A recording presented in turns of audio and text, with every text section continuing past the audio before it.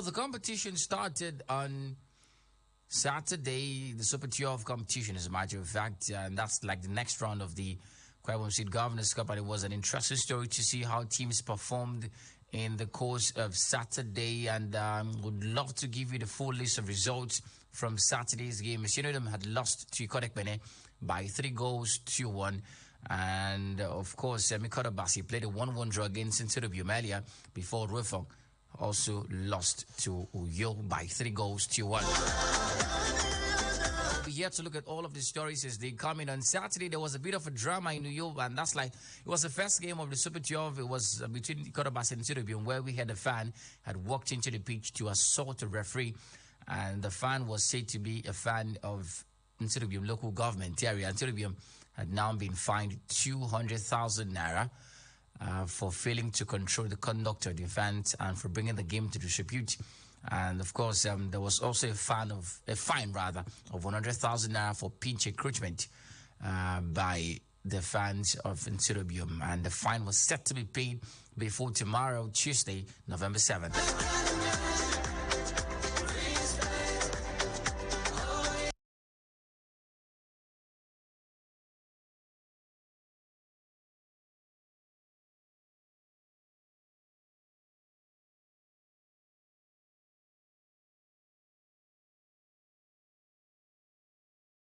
Gliding to the NPFL quickly. Match day 7 gave us loads of drama, loads of talking points. We have to start with the one that went down in Ekit at the Ekit Township Stadium, where Akwa United played a goalless draw against Plateau United, coming off the back of their first victory of the season, their first home win of the season against Gombe United just a few days before yesterday's game. The Promise Keepers were expected to show some consistency and consolidate on the victory. It never happened, as it ended fair and square, goalless at the end of the day. Now, UT, there's been a lot of talk about this Promise Keepers side. When Fatayoshu came in, he talked about the fact that he wanted to win the league with the side. 7 games down the line, just 1 win, 4 draws and 2 losses. You think it's a Akwa United team with the quality they have and what we're seeing them do that can win the title this season or even qualify for the top 4? It looks quite difficult, basically, to see Akwa United and Fatayoshu, getting a top 4 ambition, particularly this season after the opening round of games, quite struggling.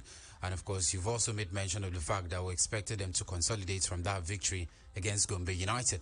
But it wasn't to be, and it fuels further question marks, and of course the pressure also mounts on the players in Fatayoshu at the moment. We've always talked about, particularly this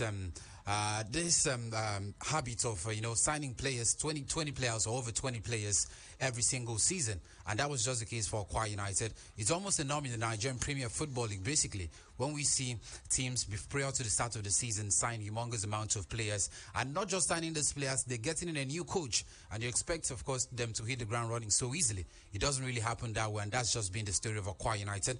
Bulk of the players who did well for them last season are no longer there. And then we're talking about getting new players, and of course the projection be about contending for the league title. I don't think it would be quite feasible for Akwa United at this particular point in time. And I feel the struggles basically are with the new players trying to settle in, and Fatayoshu trying to galvanize these boys to do a lot better. Now, Blyden, and this problem, the problems continues as well. It's become a normal thing in the NPFL. Every season, every new season, we see a complete overhaul of teams, and clubs rather sign players in the excesses, as a matter of fact. So it's normal to see 19, 20, 23 players come to the team.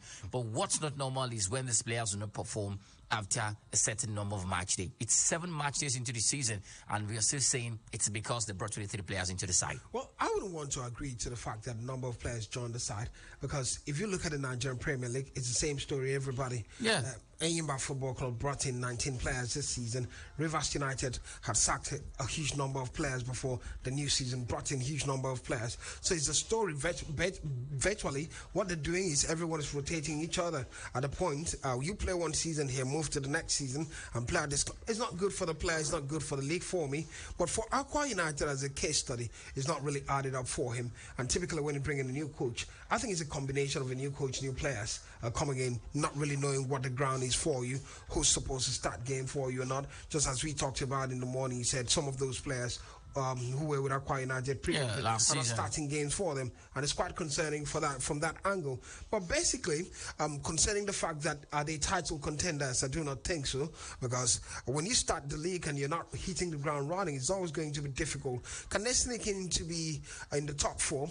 It's not still out of place, still a long stretch, a marathon it is. But when you consider current form, especially the fact that they cannot win at home, they're pulling draws at home, it's concerning. When are they going to start winning at home? And when are they going to become consistent? That's a concern from a Aqua United point of view, but it's basically the Nigerian Premier League. One other pointer is this.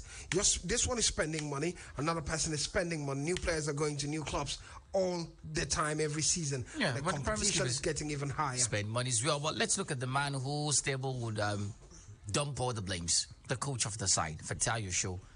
He's a new manager to Aqua United, came in a lot of promise. I mean, they talked about his time at Rivers United as assistant coach. You know, they talked about the likes of Remo Stars, where he coaches. We are laying by at some point in the side, and there's been a lot of talk around that area as a matter of fact. But then, Blyden, at what point should we start talking about this man's pedigree as a matter of fact, his quality as a coach of the side? Yeah, because, you know, for all we know, at Eyimba, he was a head coach for just a couple of months. Remo Stars, when Remo Stars were just there, was when he was coaching them. Rivers United, he was an assistant coach to Stanley Goma for over 2 years, as a matter of fact, and this looks like technically his first big job. Is that also a concern? Is that also a reason why the team is yet to show this much class and quality? Well, I do not always want to judge a man from his path alone, but the quality that he brings. Already we've seen the team isn't doing well, and the shots always go to the coach at this point, not doing quite well. That's basically irrespective of your CV. The most important thing is in the Nigerian Premier League, you paid some good money. Might not be compared to Europe, but it's some good money looking at the general life of the people in Nigeria. So you're expected to do well for the club. Basically, that's it. And I remember the hype around Fatasho when he joined the side. We went there. We went for the unveiling. We saw lots of big talking point. Everyone seemed to be the man that's changing the narrative for Nigerian football and Aqua United in particular, but it's not really added up. Maybe it needs some time to settle. Let's get to say the next few games, the next 3 games for me will be critical for him. But moving forward, he has to find a way to get results, especially at home. Most of the teams are getting results at home, exception of Doma United, who got a away victory. But you can understand it's a fast Savannah derby for them, and they had to pull in that three goals advantage away from home. But beyond that, you have to find a way to win your games at home. That's it. In Europe, it happens. In Africa, it's happening. But when you cannot win at home, it shows how weak you are because you've got all the support from the fans. Right, Joe, the man wasn't even there during his press conference yesterday. It was assistant coach Abdullahi Umar that talked to, journalists, and this is what he had to say about the performance of the side. He apologized to fans for the disappointing performance and also talked about poor goal scoring in the side. Well, let me just start by apologizing for the result, because that is not what we planned for.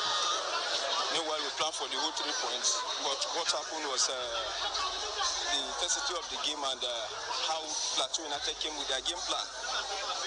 We know that they will come with this kind of game plan, but we intend to have more of our strength from the right side, but we failed not to capitalize on it, and the game ended up like that. It has been a very big problem to us, even from our preseason.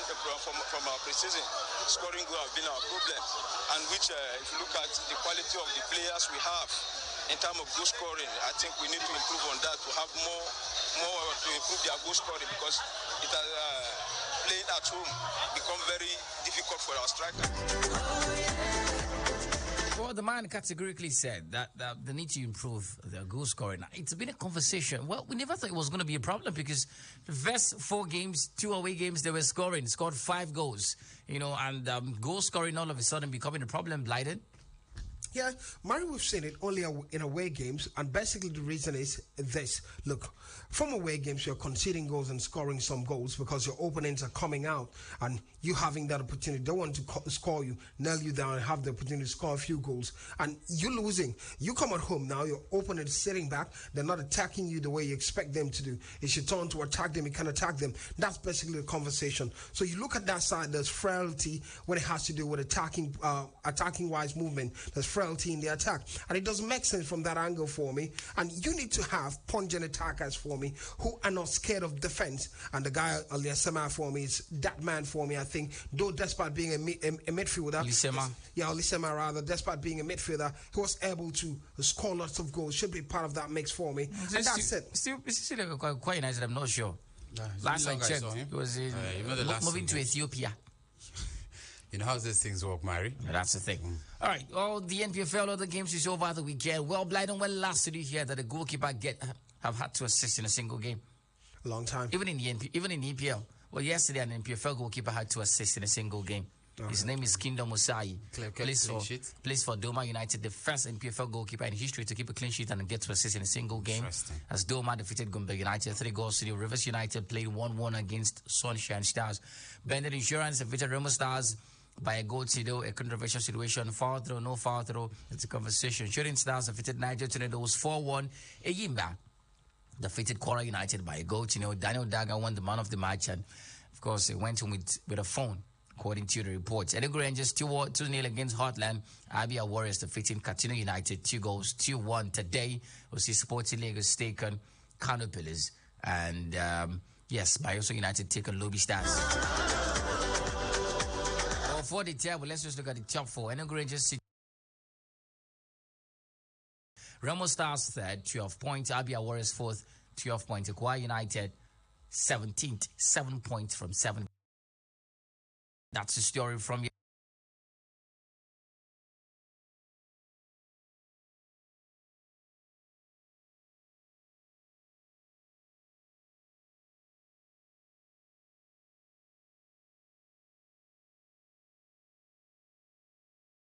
(011) and 0817-624-8565. The numbers that would give you the chance to be a part of the show this afternoon. Well, traveling to the CAF scene. African Football League, well, it's crescendoing gradually, and we saw the first leg of the final. Wydad Casablanca got the better of Mamelodi Sundowns by 2-1. They're waiting for the second leg coming up on the 12th of November to decide who wins the first edition of the African Football League. Good afternoon. Welcome to the show. Hello, Mari. Sir? Good afternoon. Good afternoon. Name and location. My name is Uzo, coming from Uyo. Welcome, Uzo. Yeah, please, concerning the case of Akwa United and their poor scoring, they should not blame the coach too much. Sometimes players need to work on their own. Sometimes when you do what your coach says you do and it's not working out for you, then you need to at least apply your own effort and skills so that you can get the job done. All their games they have been drawing in their home, they're only one win. Well, which can't be this one now? Please, they should try. They should. Sometimes, as far as you're in the pitch, you see an opportunity to put your own style or your own skill or anything you can do to do something so that you can get the job done. Please try and do it. Don't you blame the coach too much. Sometimes. All right. Thank you. Thank you very much for talking to us. Well, it's not entirely out of place, basically, to talk about the stories. And well, also, it's good news from my end as we hear that Nigerian female referee Yemisi Akintoye has been named among the officials for this year's African Women's Champions League. Akintoye, who is a graduate of the University of Lagos, is among the 12 referees selected by CAF for the 1-week pre-tournament course, and she's set to be participating and officiating in a major tournament for the first time in her career in Africa. She got a FIFA badge in 2021. Congrats to her. Hello. Good afternoon. Mary, good afternoon. Welcome. Thank you, sir. Mary, this is Dominic. Welcome, Dominic. Thank you very much. Mary, I'm deeply disappointed with what is happening to Akwa United at the moment. At least we Nigerian team here and the management should have taken and think of what happens to Chelsea Football Club, which I love so much. For you to have a a very huge amount of new players to represent your team, and also a new coach. It's not something good at the moment. I first blamed the team Chelsea for them to allow good players to go, and then brought in. I would have authoritatively tell you guys that those guys are not serious guys, and they are not good players that represent the good ones that are going. So for you to allow person like Ubon Friday, those guys who represent Akwa United effectively, then we should have sit and think and learn from what happens at the moment. Because those in the Nigerian Professional Football League will just resume just recently. Then we will sit and think twice before we allow those guys to go. Bringing in a new coach is not something good for the management. I think the management of Akwa United needs to. Because all right, thank you. Thank you very much, Dominic. Thank you very much. Thank you so much for being a part of the show.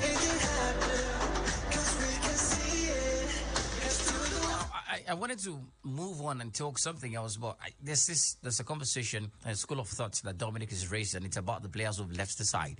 You know, Ubon Friday did not play the season. I don't think he's playing consistently for the side as well. They let Wisdom Fernando go. They let Olise Masiro go. And how much of a miss have these players been? Because we're talking about the players who formed the core of the Akwa United side so far, so good. I think it's a big miss for Akwa United, basically, because bulk of the players mentioned have been with Akwa United for about 2 seasons, and they understand exactly what it is, and of course what is expected of them on the pitch of play. And then you're coming in as a new coach, bringing in new lads. Basically, it would have actually been a mix of the new lads and of course the old folks. It would have actually helped them settle in quite quickly and of course play good football for Akwa United. So it is a big miss for them. You mentioned Cyril Lisema, one of the highest goal scoring midfielder last season for Akwa United, and it's a big miss for them, particularly at this time. It's quite worrisome. But I just feel Fatah will find a way to, of course, get past this particular predicament, because any single time they lose or draw, the pressure continues to mount, and we'll never know what will become of them before the end of the season. So next up is March Day 8. We'll talk about that in the coming days. Let's move on to other stories. Here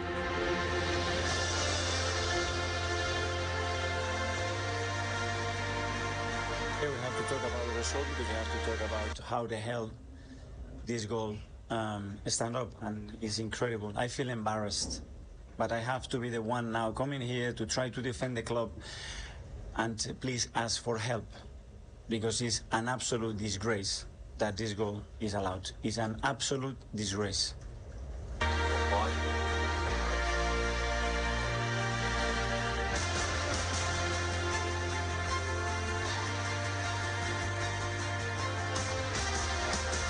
Mikel Arteta, Arsenal manager, not holding back his thoughts and his emotions. As a matter of fact, calling the goal scored by Anthony Gordon for Newcastle in the loss to Newcastle an absolute disgrace. And he says he feels very embarrassed. That's a conversation. Well, in case you never saw the game, Anthony Gordon scored the winner.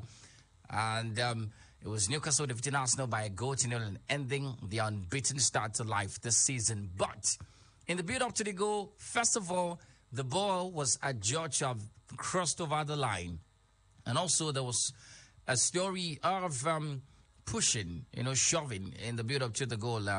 And it's a conversation that has continued to show in the media space. As a matter of fact, Arsenal dropped a statement as a football club calling for the PGMOL to look at these incidences and fix it one time and once and for all, as a matter of fact. But then, Blyden, first of all, Arsenal lost.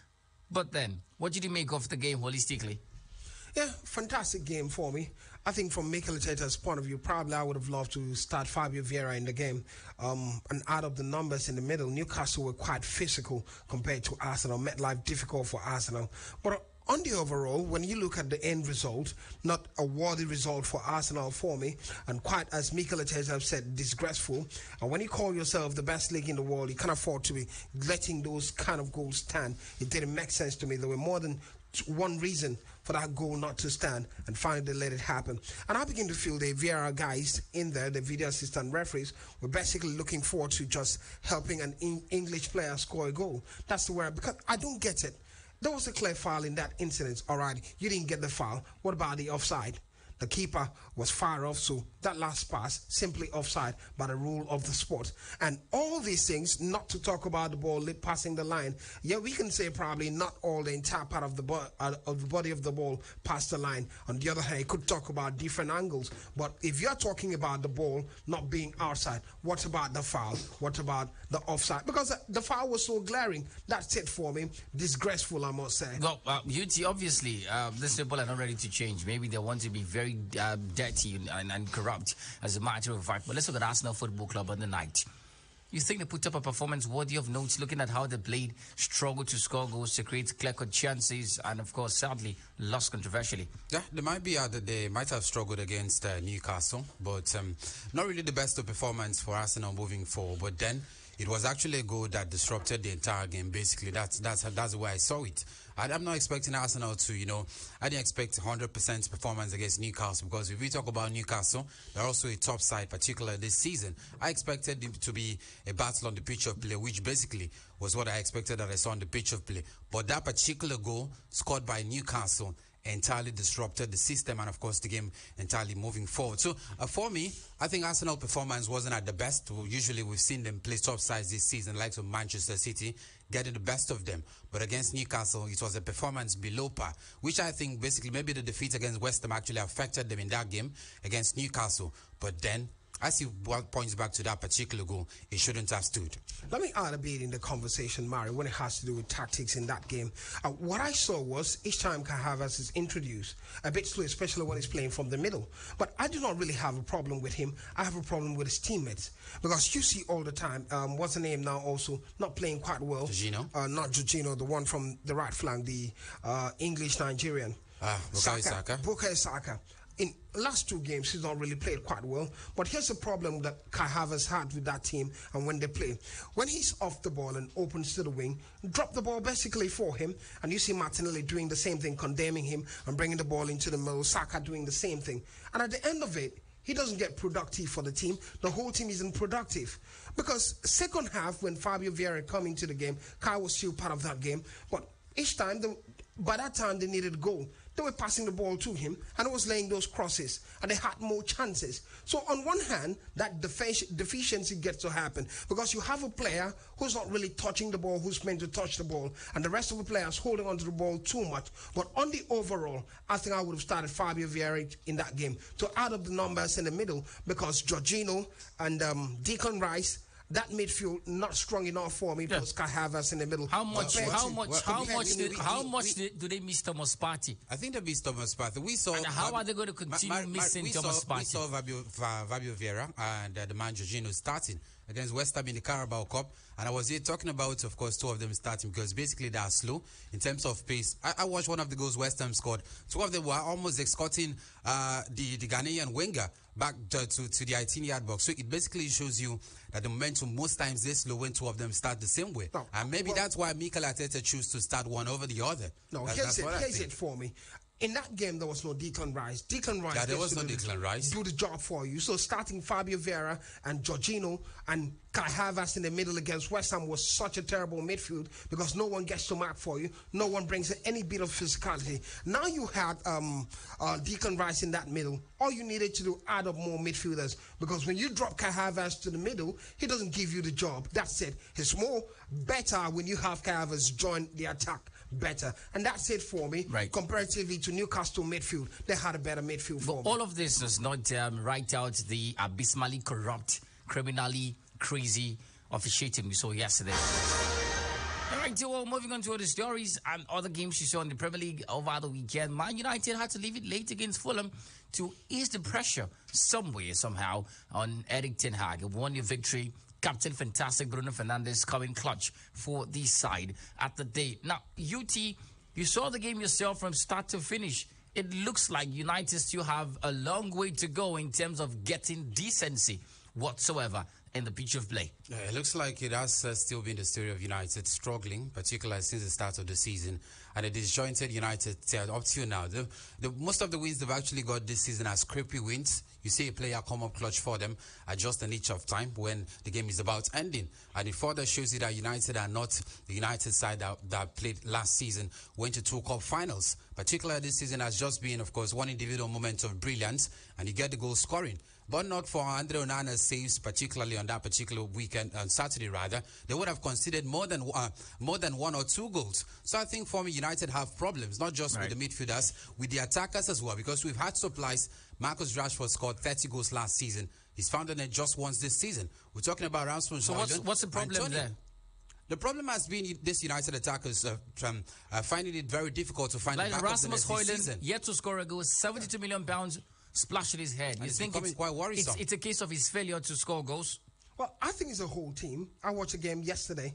Fulham were clearly the better side, but for that moment of Bruno Fernandes and not having transition in that game, especially in the middle, that's it for me, taking the ball upward quickly. But I saw the likes of Eriksen being part of it, did the bit they could, but quite slow and terrible. Let me add this I just want to add about Højlund. I think he's still not found his balance in that team now. You know why? Because they find it difficult to score. He's a more direct kind of player, and they can't create enough distraction. Right. No fault of his, but I have to understand how to play for him. But Bruno Fernandes, I'll talk about it because when I said everyone says, oh, you're talking about Bruno. Yes, he had a decent moment, 92nd minute, that moment of brilliance and scored the goal against Fulham. But if they were playing against a better side, they would have been buried since. Why am I saying this? I watched Bruno Fernandes throughout the period of 90 minutes, virtually did nothing in the game until that moment. So you can't be a big team playing like that. You have to be, as a captain of a side, you have to be part of that team from the blast of the whistle and not wait till 90-something minutes to create a moment of brilliance. That's the story. Well, of course, the fans sent a strong message to the players. Play like you mean it. The other games you saw on Saturday, Fulham, losing to Man United, a goal to Brentford, 3-2 against West Ham. Burnley losing to Crystal Palace, to goals in Everton. 1-1 against Brighton. Man City burying Bournemouth as early as the 37th minute. With the man Jeremy Doku, 1 goal for assist. The man came up clutch for the side. And of course, showed class. 6-1 City defeated Bournemouth. Sheffield United got the better of Wolves, 2 goals to 1, and Arsenal losing to Newcastle by a goal to nil. Action continued on Sunday rather. Nottingham Forest defeated Aston Villa by 2 goals to 0. Ola Aina scoring one of the finest goals of the weekend. Beautiful stuff. And of course, Luton Town holding Liverpool to a 1-1 draw. Luis Diaz, despite his father being in captivity, scored and sent a message to the kidnappers: free my father. That's a conversation. Well, UT, Nottingham Forest, Aston Villa have been so decent so far this season. That losing to Nottingham Forest shows that the Forest side were quite decent. Yes, they were quite decent against Aston Villa. And then we were talking about the brilliance of Unai Emery so far this season. And I just feel that particular defeat to Nottingham Forest is another temporary setback for them. It doesn't really determine the season. But these are games where you tend to, of course, accept that Aston Villa will just get a rosy ride against Nottingham Forest. But it wasn't just the case for them yesterday. And it also signals that they have to do a lot better. I think one of the guys that have already been scoring goals for them this season just couldn't do that on the day. And then we saw them losing that particular game. But for Nottingham Forest, I think on that particular night, they were the better side at the expense of Aston Villa. Moving forward, we saw Nigerian brother Ola Aina scoring one of the goals for them. And you look at the way they were passing the ball, attacking a lot more against Aston Villa, which I expected. The Aston Villa should be doing more of the attacking job, but it wasn't to be. So for Aston Villa, a reality check for them. I expect they do a lot better in the next game. Now let's take calls in 090-2223-1011 and 0817-624-8565. Hello, good afternoon. Welcome to the show. Yeah. Good afternoon. Good afternoon. Name and location. Welcome. Okay, I will Chelsea. Welcome. Go ahead. I want to talk about the match between Newcastle and Arsenal. Arsenal fans will explain tired, no evidence. So, here I favor Newcastle. So, sometimes they favor Arsenal, they favor Liverpool, they favor Man City, everybody. So, no, I don't want Arsenal to cry. All right, thank you very much. Well, UT, this show generator is interfering. That's a funny story. Good afternoon. Welcome to the show. All right. Well, later today, we'll see Chelsea travel to the Tottenham Hotspur Stadium. Hello, good afternoon. Good afternoon, President. Welcome. Thank you. President, this is Andy. I'm calling from you. Welcome, Anidi. Thank you. President, please, I want to comment about the Newcastle Arsenal match on Saturday. Look at what the England, the Birmingham always do on the Arsenal match. it is consecutive error in one goal. First half, the first one, they show that ball up in is out of the line. The second one, they show that one as the offside. The third one, they show that one as free kick, pushing the right inside the box. But yet still, England still got that leg goal as a goal. I don't even like what England referee always do. Sorry. Thank you very much. That goal was outside. All That right. goal was outside. That goal was free kick. But the record is as a goal for the Newcastle. Thank you for having me. I'm Thank very you. annoyed. I'm sorry. I can feel it. Don't be angry. Hello. All right, Dominic. I don't call this very special. Please let me just use the opportunity and advise my fellow Chelsea fans, because maybe we are the people that will mostly celebrated about the Arsenal news. I personally was deeply disappointed during that year that the introduction came in the World Cup. So all the African team was not favorized. You know, the Nigerian team was not exceptional. Even the Senegalese team. Senegal would have gone far, but I saw what the referee, even the day out did.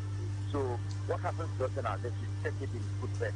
Then if at all to cancel it, then let the football world do something about it. All right. To me, yeah, I don't like it. Thank you very much for talking to us. We all don't like it. Well, what can we do? These people. Nigeria is the worst. You have no idea whatsoever. Hello, good afternoon. I saw Anthony Taylor against them In the championship. against Liverpool. Explain that to me. That suspension is not getting. All right, go ahead. Thank you very much. All right, so team news: Tottenham against Chelsea today. Udogie, Ben Davies are both injury doubts on a face fitness test. Even Perisic, Ryan Sessegnon, and Manu Solomon remain on the sidelines. For Chelsea, good news: Armando Broja, Mikhailo Mudryk is back. Nicholas Jackson, watch your back. However, Trevor Romeo Lavia, Nkunku Christopher all remain out.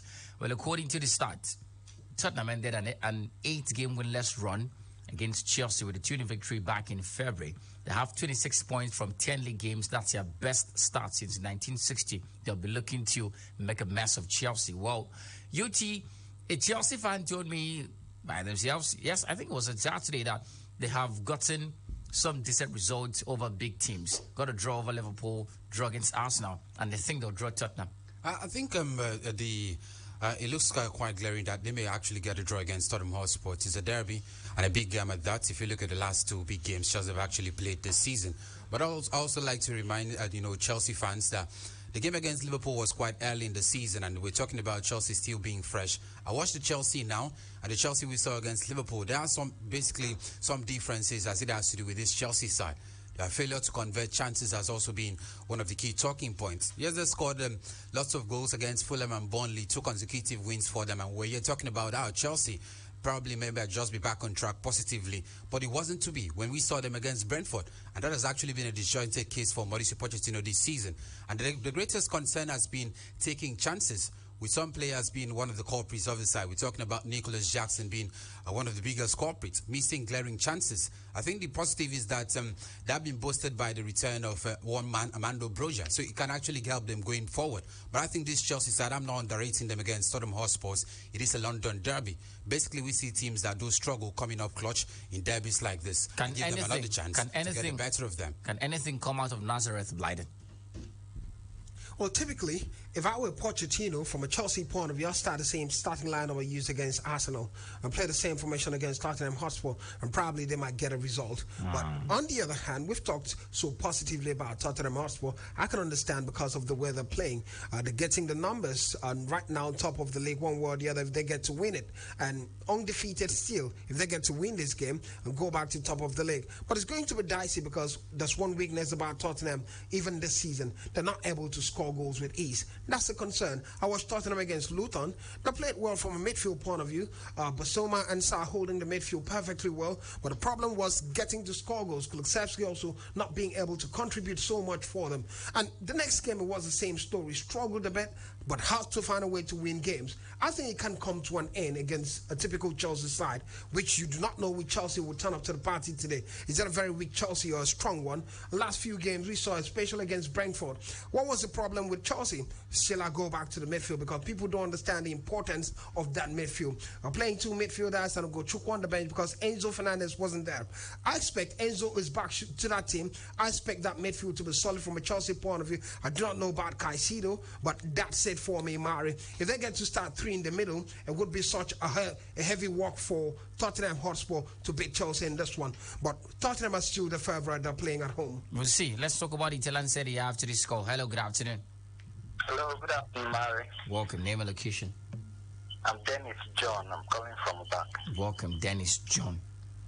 Yeah, I want to say that it's quite concerning that this controversy is happening in English football, and they're claiming that their league is the best. And I will say that it is a more competitive league, no doubt. So they should relax and work on their officiating. Thank you. Thank you so much. Victor, the Sports Oracle. Welcome to the show. Hello, good afternoon, Arizona. Welcome, Victor. Yeah, good afternoon, all right, guys. To be happy new with you. Arizona, let me talk about my team, Chelsea, and what we really expect from Chelsea today. I know that, Chelsea, in terms of their performance, is not that much with the pedigree of the club, but I still believe that the coach should try his best for him to. So Monday Night Football always a difficult one.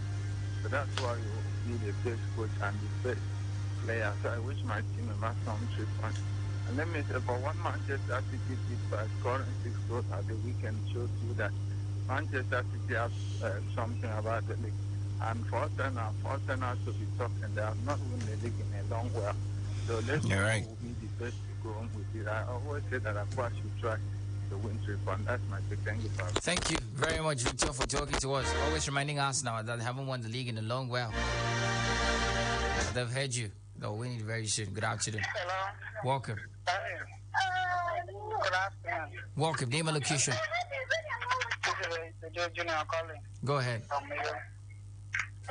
I want to say today that even though our team Chelsea is not strong enough, I strongly believe at least we'll go back with a draw today. Right. And that Arsenal issue that Arsenal fans and coach have been complaining, I believe very well that this thing of England is always face me and face you. Maybe it will happen to another team. They will not complain when it's turned down to be their own people. All right. Thank you very much. Well, the Serie A return for match day 11. Bologna 1-0 against Lazio. Salernitana losing to Napoli. Good stuff for Osimhen, not back yet. But, of course, Napoli scoring and winning. Atalanta losing to Inter Milan. 2-1. AC Milan continue a poor run of form, and Pioli's job is at stake right now. The loss to Udinese by a goal. Verona losing to Monza. 3-1. Cagliari defeating Genoa. 2-1. Roma 2-1 against Lecce. Lukaku missed a penalty but redeemed himself at some point and showed class. Juventus defeating Fiorentina by a goal. Prime Allegri ball was there because they didn't have much of the ball. It was like 26% ball possession, but they won the game. And that's the story. Frosinone take on Empoli today. Sassuolo take on Torino as well. Let's look at the Bundesliga quickly. Harry Kane scoring a hat-trick in his first, the Classic of Bayern, defeating Dortmund by 4 goals to 0. Like everybody saw that coming. Of course, Blyden. Yeah, absolutely. Expected them to win, but not the scoreline. But I love to see. Not just love to see. I'm quite impressed with not Lukaku now, Harry Kane, what he's done with the side. 15 goals now for him from 10 games. The first player in the history of Bundesliga to do that in his first season. That's something to cheer. He's a proven goal scorer. The other problem is in winning trophies. That's it. Really hope it gets to happen for him in the Bundesliga, but good performance. You talking about Bayern Munich, they're getting better and better and better. Last season they struggled. Harry Kane's really fit into that team, and the more he enjoys the game, game, the more he's going to score more goals. 43 goals this year, that's something unthinkable for him. Erling Haaland, 44. Cristiano Ronaldo, 44. Something unthinkable for these guys. But massive, massive win against Borussia Dortmund. Obviously. Well, Bayer Leverkusen are still top of the table. How far they can stay there, I don't even know myself. 28 points from 10 games. They look very good, yet to lose a game. 9 wins and a draw. Well, Bayern Munich sits second, 8 wins and 2 draws. As a matter of fact, and it's a conversation that continues. But let's look at the Ligue 1. There's something happening there, basically. And first of all, PSG got the better of the opponent over the weekend, Montpellier, and it was a fine performance. Kylian Mbappe scoring as well as Ousmane Dembele. Not Dembele, actually. Lee Kang, Warren, and Vitinha had the goal scorers for PSG. But now, UT, this is a conversation.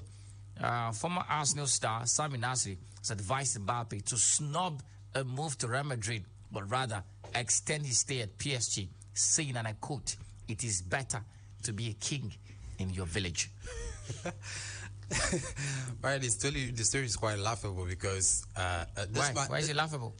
I mean, Kylian Mbappe has proved over time why he should leave Paris Saint-Germain. And then he's still saying he should stay at Paris Saint-Germain. He's been one of the most consistent players for PSG for almost 4 seasons. What else do you want him to prove? That he's a lot better in playing in a very better, a team that can actually win trophies. He's saying, yes, we know you're better, but just stay there and be king there. Be king? Are they winning UEFA Champions League titles? Aside the French Ligue 1, what other titles are they winning? European football, or even the second tier of European football? They're not winning trophies. So he shouldn't move away and join another team that has the ambition of winning the Champions League, the Europa League. This is the ambition of any football player who's a starman for the team for about 3-4 years. Blyden, we see these things happen. Players leave their comfort zones, go to Real Madrid, and suffer. End up retiring at 33. That's the conversation. Eden Hazard. I didn't call anybody's name. He didn't live in his prime. He didn't live in his prime? Eden Hazard left in his late 20s. We're talking Kylian in his early 20s. What's his prime then? When you leave at 27 thereabout, that's your peak in football. That's your prime. No, not for everybody. Eden Hazard was already struggling. If you have a scale of football, come on. What are we saying? No, Mary. Hazard left Chelsea on the back of a Europa League win. Absolutely. He was the best player on the night for Chelsea against Arsenal. Arsenal can never. No doubt about that, Mary. Yeah, so. But we can't count how many injuries he had that season before leaving, and there were concerns already. You're injured every single time. We're talking about Kylian Mbappe, who's quite young. He can go to Real Madrid and flourish. Where do you stand in this That's a different story. But I think Kylian Mbappe should leave. Here's it, Mari. When you look at Kylian Mbappe play at Paris Saint-Germain right now, you look at he's not at his best. He doesn't feel motivated. In life, at some point, you have to be motivated to do certain things you have to do. And that's it. When you look at the challenge... No motivation in the league, huh? Yeah, absolutely. He's done everything there. He's achieved everything there. He's won back-to-back Ligue 1 player of the season. What does he need to win there? What's the motivation playing there? So how about the conversation? I saw him at the Champions League. Yeah. He looked a shadow of himself, not the Kylian Mbappe I used to know. I think it's time he has to move to Real Madrid. Sadly, they might not end up making money on him. I hear Real Madrid coming out to say, come on, Kylian Mbappe is still a Paris Saint-Germain player. It's all talk. Basically, what they're trying to do to avoid issues of tapping, we know how it works out. Absolutely. Especially, he said, you tap my player, you have to do this, do that. That's it, all the crisis. I also think PSG are looking forward to a loophole that they can hold Madrid from not signing the boy. Absolutely. So they're trying to be careful. Absolutely. It's a gentleman agreement. Kylian looked destined for Real Madrid. Crazy power play there. Good afternoon. Good afternoon. Welcome, Famous. Yeah, I just want to say, as Arsenal fan knows something. Well, I remember in the last League Cup final that Chelsea played against Arsenal, the Arsenal defeated Chelsea 2-1. Remember that the man Emiliano Martinez, yesterday, whether Aston Villa goalkeeper also came outside the 18-yard box to catch a ball with his 2 hands and when Sam Abraham complained to the referee, the VR didn't even call the referee. They didn't even do anything concerning that match. So Arsenal fans should just keep quiet. When that is favored, none of them came out to complain. So it's indeed the attempt for him to suffer that match. Thank you very much. Keep sticking with Tottenham. I like the consistency. Good afternoon. Welcome to the show. Yeah. Oh, Tiop Ghana. I feel for you. How are you going through all of this trauma? My brother, upsetting England is a total embarrassment.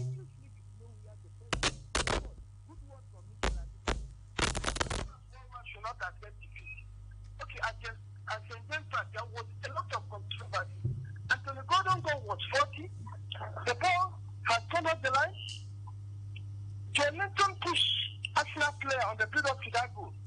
England football is full of wonders. Facilitating future. PGML and the Warren management is questionable. Last time Liverpool was denied, I said it, a point why this time around was Arsenal. To be sincere, that game ought to be a draw. All right. The service of Thomas Partey, Newcastle defender Madu said the trip was rugged and solid. The Muslim Arsenal striker.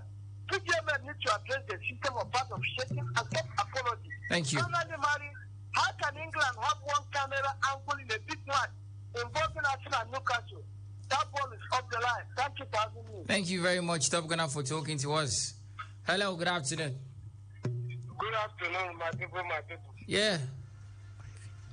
Arsenal should keep quiet. Stop talking nonsense, Arsenal. Guardiola Junior, wait now, wait.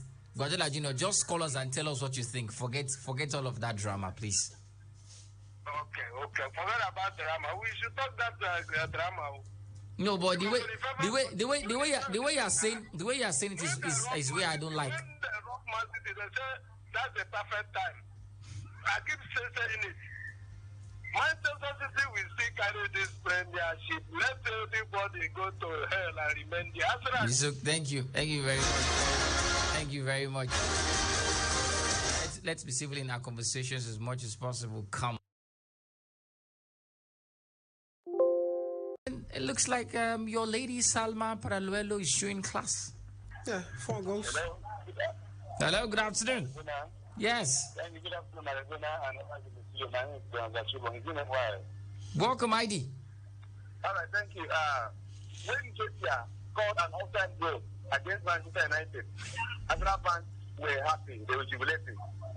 So now that the player has gone the other way, it's not supporting them. They are crying like small children. They need to go and rest and hide their faces. Because some other day, they are wait for them. All And right. remember what they are doing now.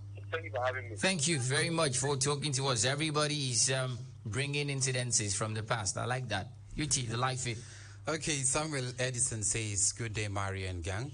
Aqua United is not serious. They think other teams will wait for them. All the same, why was Arteta complaining bitterly?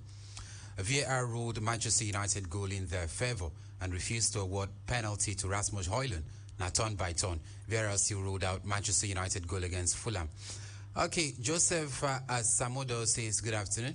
Engineer Daniel says, good afternoon. Famous Junior says, good afternoon, football fans planet.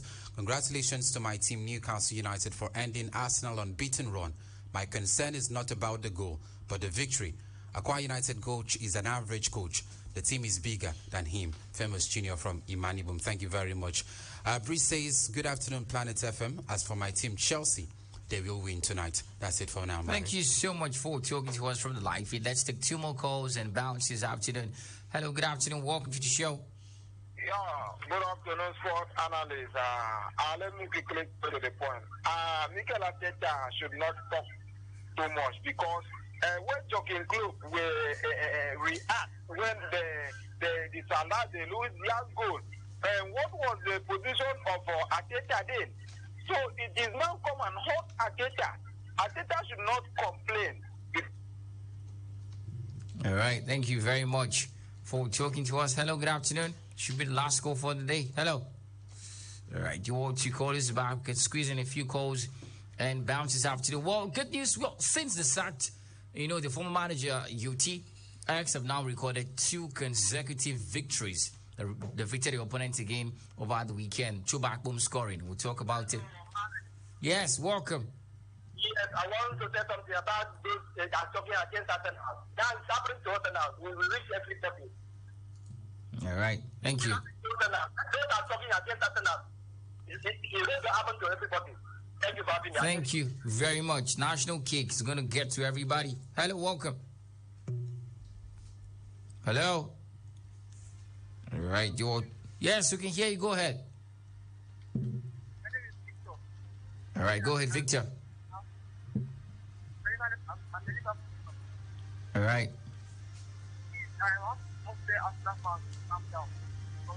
against Otam, this one is against us. I just came back from school after the parents made this transition.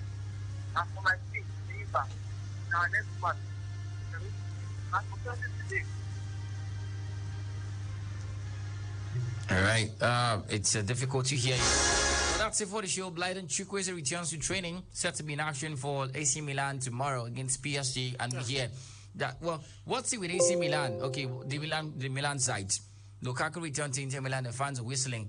Today we're hearing that the AC Milan fans have prepared whistles and fake money for Donnarumma, who left them for PSG. Well, it happens, the beauty of football, but quite exciting. Fan banter. Marcelo winning his stated title, the Copa Libertadores. Absolutely, they're fast, and it makes a lot of sense. I hear Boca Juniors coach about to be sacked after that loss. They can take it losing to Fluminense. Yeah, it's a funny thing, but that's it. Thank you so much, UT, for being a part of the show. A pleasure as always, Mari. Thank you so much, you, my friend and brother, Inyini Pius. You have my very best wishes. Do all to enjoy your day. My name is Mariziona, ladies and gentlemen. Blyden. Yeah, I think Hulk Hogan's birthday today is 70th. Oh, Blyden goes way back. He's 70 today. Yeah, 70. It's a long time coming. Happy birthday to the great Hulk. Hulk. Walk without all the swags. Age.